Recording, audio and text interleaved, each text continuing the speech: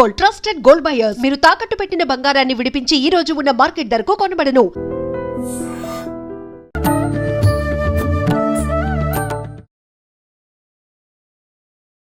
నమస్కారం, welcome to I dream. ధర్మ మార్గం విత్ విజిత కార్యక్రమానికి స్వాగతం. ప్రస్తుతం మనతో పాటు ఉన్నారు శ్రీ రామభద్ర క్షేత్రం నుంచి పండరి సంతోష్ కుమార్ శర్మ గారు. ఇప్పుడు వారితో మాట్లాడదాం. నమస్తే అండి. జై శ్రీరామమ్మ. గురుగారు, ఆషాఢ మాసం ప్రారంభం అవబోతోంది మనకు మరికొద్ది రోజుల్లోనే. మనకు ఆషాఢ మాసం అనగానే శుభకార్యాలకి మనం దూరంగా ఉన్నప్పటికీ మనం ఎక్కువగా దేవత ఆరాధనలకు మాత్రం ఈ మాసం అంతా కూడా చాలా అనువుగా ఉండే ఒక మాసంగా చెప్పొచ్చు. ఇదొక్కటే కాదు, ఇంకా చాలా రకరకాల విశేషాలు ఉన్నాయి ఈ నెలంతా కూడా. దాని గురించి ఒక్కసారి వివరించండి. శ్రీరామభద్రాయ నమః. రామభద్రో విజయతేతరాం. ఆషాఢ మాసం ఆధ్యాత్మిక మాసం. అంతే. ఆ కా మా వై. ఆషాఢం, కార్తీకం, మాఘం, వైశాఖం. ఈ 4 నెలలు కూడా చాలా 4 మాసాలు కూడా ఆధ్యాత్మిక పరమైనటువంటి ఎన్నో ఉత్సవాలు ఉంటాయి. అసలు భారతీయ జీవన విధానంలో ఏదో నెలకొకసారి కాదు, రోజు నిత్యము కూడా పర్వమనంట. 15 తిథులు, 15 దేవతలకు, నక్షత్రాలు 27 నక్షత్రాలు, అలా నక్షత్రాల అధిపతి ఉంటారు. అలా 365 రోజులు కూడా పర్వమే.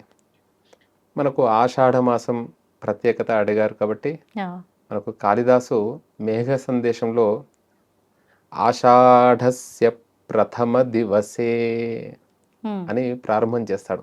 మొదటి నెల ఇది అంటే మొదటి రోజు నుండి అని అక్కడ నుండి, అంటే కావ్యాలు కూడా కావ్యాల్లో కూడా ఉన్నది ఆషాఢ మాసం గురించి. అలా కాళిదాసు మీకు తెలిసినటువంటి వారు, మహనీయుడు. ఈ ఆషాఢ మాసం పూర్వాషాఢ అంటే మన జీవనం, తెలుగు వారంతా కూడా చాంద్రమానాన్ని అనుసరించి జీవనాన్ని సాగిస్తూ ఉంటారు. అవునండి. తమిళనాడు వైపు సౌరమానం. ఈ సమయంలో మీరన్నారు శూన్యమాసము, వివాహాలకు ముహూర్తాలు ఉన్నాయని. కానీ ఉత్తర భారతదేశంలో వివాహాలు అవుతుంటాయి. అంటే వాళ్ళు సూర్యమానం ప్రకారంగా బార్హస్పత్యమానం, బృహస్పతిని అనుసరించి వెళ్తూ ఉంటారు, గురువుని అనుసరించి. కొన్ని ఈ సమయం లేని ఆషాఢ మాసంలో వివాహాలు చేస్తూ ఉంటారు. అవును. ఒక్కొక్క ప్రాంతంలో ఒక్కొక్క ఆచారం, ప్రాంతీయ ఆచారాన్ని బట్టి ఉంటుంది. కానీ ఆధ్యాత్మిక మాసం ఆషాఢ మాసం. అసలు మనకు పండుగలు ప్రారంభమయ్యేటువంటిది ఇక్కడ నుండే. అవునండి. కృతయుగంలో ఒక దేవత, త్రేతాయుగంలో రామచంద్రుడు, మనకు ద్వాపరయుగంలో కృష్ణుడు, కలియుగంలో అమ్మవారు అంటే చండీ అమ్మవారు. అలా అమ్మవారి ఆరాధనతోని ప్రారంభమవుతుంది. ఆషాఢ మాసంలో అమ్మవారు అంటే ఎవరండి? ప్రథమంగా మనం లేవగానే భూమిని నమస్కారం చేసుకుంటాం. భూమాత, గోమాత, ఇవి 2 ఉంటేనే మనకు తిండి, బట్ట, ఏదైనా కూడా. అవునండి. కాబట్టి అలాంటి అమ్మవారు ఎవరు అంటే ఒక్కొక్కరు ఒక్కొక్క రకంగా మహాకాళి, మహాలక్ష్మి, మహాసరస్వతి స్వరూపకంగా శక్తి దేవతలుగా మనకు ఆరాధిస్తూ ఉంటారు అన్నట్టు. ఈ ఆషాఢ మాసంలో వారాహి నవరాత్రులు ప్రారంభము. జగన్నాథ రథయాత్ర, అమ్మవారినే కాదు మహావిష్ణువుని సోదర సోదరులతో మనం జగన్నాథ రథయాత్ర, ప్రపంచంలోనే అద్భుతంగా కొన్ని లక్షల మంది ఆ రథయాత్రను దర్శిస్తూ ఉంటారు, రథయాత్రకు వెళ్తూ ఉంటారు. మనకు ప్రధానంగా కొన్ని మోక్షపురులు ఉన్నాయి. అయోధ్య, మధుర, మాయ, కాశీ, కాంచి, అవంతిక. అందరు పూరి అని అంటుంటారు. పూరి కదండి, అది పురి. జగన్నాథ పురి, అంతే కదండి. పూరి అంటే అర్థం ఏముంది? అవును, అంటే వాడుక భాషలో ఆటోమేటిక్ గా అది మారిపోతుంది. అసలు చదువుకున్న వాళ్ళు కూడా అదే అంటున్నారు. అలా జగన్నాథ పురి, జగన్నాథ పురి. పురి అంటే పట్టణమోనా? పట్టణం అన్నట్టు జగన్నాథ పురి. అక్కడ సంస్కృతి కానివ్వండి, భాష కానివ్వండి, పాట కానివ్వండి, అక్కడ సంప్రదాయంలో చాలా అద్భుతంగా ఉంటుంది. అది చూడడానికే ఒక రమణీయంగా ఉంటుంది ఆ దృశ్యం. ఆ 3 రథాలు కూడా చాలా అద్భుతంగా దర్శించవలసినటువంటి రథయాత్ర మనలోనే ఉంది. భగవద్గీతలో అంటారు కదా, ఆ విధానంగా మనలో ఏ విధానంగా భగవంతుడు ఉన్నాడో జగన్నాథుడు మనలోనే ఉన్నాడు. ఈ శరీరమే ఒక రథం అని అంటారు కదా, ఆ విధానంగా అనేక పాటలు కూడా రాశారు. రథ చక్రాలు అని. అలా జగన్నాథ రథయాత్ర దాదాపు ఒక 12 రోజులుగా సాగుతుంది. ఆ తర్వాత ప్రధానంగా ప్రథమ ఏకాదశి, తొలి ఏకాదశి. మనకు పండుగలన్నీ ప్రారంభం అవుతుంటాయని భావిస్తాం ఇక్కడ నుంచే. మిథునంలో నుండి కర్కాటకంలోకి సూర్యుడు ప్రవేశిస్తే ఉమ్, అప్పుడు దక్షిణాయనం ప్రారంభమవుతుంది. అవును అవును. ఈ వర్షాలు పడతాయి కాబట్టి చాతుర్మాస్య దీక్ష కొంతమంది ఏకాదశి నుండి చేస్తారు, కొంతమంది పౌర్ణమి నుండి కూడా చేస్తారు. ఆహా, ఆషాఢ పౌర్ణమి ఆషాఢ నుంచి. పౌర్ణమి నుండి ఏది కరెక్ట్ అసలు వాస్తవమైన విధానం 4 ఏంటి? నెలలు. ఈ శయనేకాదశి అంటే భగవంతుడు ఏం శయనించడండి, అది యోగ యోగ నిద్ర. నిద్ర. ఉత్థాన అంటే కార్తీక శుద్ధ ఏకాదశి వరకు 4 నెలలు ఇది ప్రధానంగా చేస్తారు. అంటే ఏకాదశి నుంచి ఆచరించిన వాళ్ళు కార్తీకంలో వచ్చే ఏకాదశి 4 నెలలు వరకు, ఆషాఢం, శ్రావణం, భాద్రపదం, పౌర్ణమి ఆశ్వేజం, నుంచి ఆచరిస్తే కార్తీక పౌర్ణమి కార్తీక వరకు. పౌర్ణమి వరకు ఆహా, ఎలా చేస్తుంటారు. ఆచరించినా కరెక్టే. అసలు అందరూ సన్యాసంగా ఉన్నటువంటి వారే కాదు, ఉమ్, చాతురు అంటే 4 వర్ణాల వారు ఆచరించే 4 ఆశ్రమ వాళ్ళు కూడా, ఆశ్రమ ధర్మాల వాళ్ళు ఆచరించాల్సినటువంటి గొప్పనైనటువంటి మాసాలు ఇవి. ఉమ్. ఓకే. ఇప్పుడు అంటే ఈ ఈ విష్ణుమూర్తి యోగ నిద్రలో ఉన్న ఈ సమయంలో మనం అంటే ఎటువంటి విధానం ఆచరిస్తే మంచి ఫలితం పొందొచ్చు అంటారు? ఈ సమయంలో ఏంటిదంటే యోగ నిద్రలో ఉండడము అంటే భూమి మనం చూస్తుంటాం, మనం వర్షాలు పడతాయి, అవును. కొన్ని ఈ బోనాలు కానివ్వండి అవన్నీ అప్పుడే దాని గురించి వచ్చే ప్లేగు వ్యాధి వచ్చిన తర్వాత అమ్మవారు రక్షించింది అని. అదే. బోనం అంటే భోజనం, ఉమ్. భోజనం పదం నుండే బోనం అనేటువంటిది వచ్చింది అన్నట్టు. అంటే ఆషాఢ మాసాల బోనాలు అనొచ్చా? ఎక్కడ మనకు ప్రధానంగా భాగ్యనగరంలో చూస్తాం, గోల్కొండలో జగదంబ ఇల్లమ్మ బోనాలు ప్రారంభమైతే తర్వాత సికింద్రాబాద్ మహాంకాళి దేవాలయం, అవును.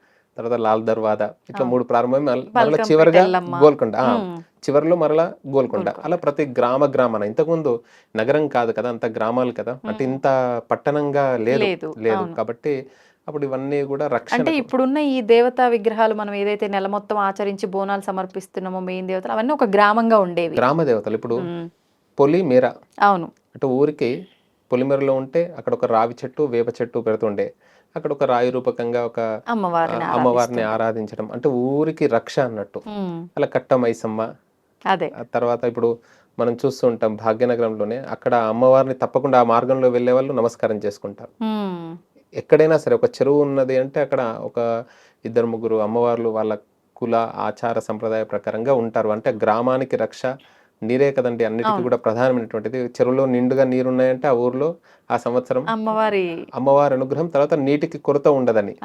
ఇప్పుడు బోర్లో నీరు లేకుంటే ఎన్ని ట్యాంకులను వేయించుకుంటాం మనం, అవి కూడా ఎలా వస్తాయో మనకు తెలియదు కదా. కాబట్టి జలరక్ష, భూరక్ష, ఇలా పంచభూతాల రక్ష, మన రక్ష గురించి, గ్రామ రక్ష గురించి ఏర్పడినటువంటి దేవతలు ఈ గ్రామ దేవతలు. ఓకే. అందుకే అంటే ఒక్కొక్క మాసం ఒక్కొక్కరికి ప్రీతికరం కాబట్టి ఈ మాసం ప్రత్యేకించి గ్రామ దేవత ఆరాధనకి విశేషమైనది. ఈ మాసం అందరికీ ప్రీతికరమే, విష్ణువుకి ప్రీతికరము, అమ్మవారికి ప్రీతికరము, గురువు ప్రధానంగా. గురు పౌర్ణమి కూడా వస్తుంది మనకి ఈ మాసంలోనే. గురు పౌర్ణమి అంటే స్కూళ్ళల్లో ఉండేటువంటి ఉపాధ్యాయులకు చేయడం చాలా మంచిది. ఎప్పుడు గురువుల యందు అవును గురుదేవో భవ అనాల్సిందే మనం. మాతృదేవో భవ, పితృదేవో భవ, ఆచార్య దేవో భవ మనం తప్పకుండా చెప్పాలి. కానీ గురు పౌర్ణమి ప్రత్యేకత ఏమిటి అంటే వ్యాస పౌర్ణమి. మనకు వేదాలు అనంతమైనటువంటివి. ఈ కలియుగంలో అంటే ఒక్కొక్క యుగంలో ఆయు ప్రమాణం ఒక్కొక్క విధానంగా, దశవర్ష సహస్రాన్ని దశవర్ష శతాన్ని చాని అన్నారు. అన్ని వేల సంవత్సరాలు పరిపాలించాడు రాముడు. కలియుగంలో వచ్చేసరికి పరిపాలన ఎంతండి, ఒక 10 సంవత్సరాలు కాగానే 5 సంవత్సరాలు కాగానే ఎవరో ఒకరు మారుతూ ఉంటారు కదా. కాబట్టి కొంతమంది 10 ఇయర్స్, మన తెలుగు రాష్ట్రాల్లో ఒక సెంటిమెంట్ గా వస్తుంది. 10 ఇయర్స్ ఉంటారు, 2 టైమ్స్ ఉంటారు, 2 సార్లు ఉంటారు పాలన. అట్లా ఈ సమయంలో కూడా అమ్మవారిని ఆరాధించడం, వారాహి అమ్మవారిని ఆరాధించే వరకు ఎప్పటి నుండో ఉన్నటువంటిది. దాని గురించి కూడా మనం చెప్పుకుందాం తప్పకుండా. గురువు అంటే ఎవరంటే చాలా విశేషంగా మనకు వ్యాస భగవానుడు. వ్యాసాయ విష్ణు రూపాయం వ్యాసరూపాయ విష్ణవే అని చెప్పానంట. వ్యాసుడు ఎవరో కాదు, సాక్షాత్తు మహావిష్ణువే. అచతుర్వదనో బ్రహ్మ అంటే 4 భుజాలు కనబడే గాని బ్రహ్మతో సమానం. తర్వాత అఫాల లోచన శంభు, 3వ నేత్రం ఉండదు కానీ శివుడితో సమానం. తర్వాత భగవాన్ బాదరాయణ అని అన్నారు అన్నట్టు ఆయనను. అంటే బాదరాయణుడు అంటే గురుర్ బ్రహ్మ గురుర్ విష్ణు గురుర్దేవో మహేశ్వర. బ్రహ్మ విష్ణు మహేశ్వర త్రిమూర్తుల స్వరూపమే వ్యాసుడు, వ్యాస భగవానుడు. ఆ రోజు మనకు వేదమే అన్నిటికీ కూడా ప్రమాణం. ధర్మో విశ్వస్య జగత ప్రతిష్ఠ, మొత్తము కూడా ఈ విశ్వం అంతా కూడా ధర్మం ద్వారా మాత్రమే జరుగుతుంది. ధర్మం అంటే ఎవరి ధర్మాన్ని వారు ఆచరించడం. కేవలం ఆ ధర్మాన్ని తెలుసుకోవాలంటే వేదమే ప్రమాణం. అలాంటి వేదాలని మనకు అందించాడు.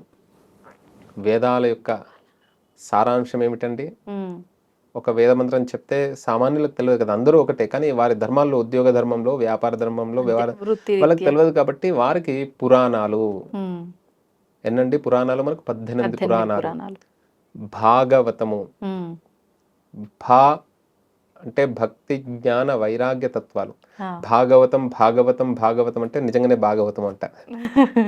అలాంటి భాగవతాన్ని రచించి మనకు అందించారు. అలాంటి వ్యాస భగవానుడిని ఈరోజు కొత్త కొత్త దేవతామూర్తుల్ని ఆరాధిస్తున్నారు. అసలైన గురువు ఎవరు అంటే వ్యాస భగవానుడు. శంకర భగవత్పాదులు ఎలానో వ్యాసుడు మనకు. అలాంటి వ్యాస భగవానుడిని మనము ఆరాధించాలి. ఇప్పుడు మనకి ఆషాఢ మాసంలోనే కొత్తగా పెళ్ళైన ఆ కోడల్ని పుట్టింటికి పంపించే విధానం కానివ్వండి, లేదు అంటే ఆడవాళ్ళంతా కూడా గోరెంటాకు పెట్టుకోవాలి ఆషాఢ మాసంలోని, ఇలాంటి విధానాలు కూడా ఉన్నాయి. ఎందుకనండి ఇవి కూడా? గోరెంటాకు అని అంటే ఇప్పుడు వర్షాలు పడతాయి, ఆషాఢస్య ప్రథమ దివసే అని చెప్పిన విధానంగా మంచి వర్షం పడుతుంటది, వ్యవసాయ పనులు ఉంటుంటాయి. పూర్వం యువకులే కదా వ్యవసాయం చేసేవాళ్ళు. ఇప్పుడు వ్యవసాయం అంతా పోయింది, అన్ని కూడా భూములు పోయి అన్ని పార్ట్స్ వచ్చాయి, అపార్ట్మెంట్స్ వస్తున్నాయి, కల్చర్ అలా విలేజెస్ విలాస్ వస్తున్నాయి, ఇండస్ట్రియల్ అవుతుంది. అట్లా అతను యువకుడు ఉన్నాయి అనేకంగా. అంటే ఈ సమయంలో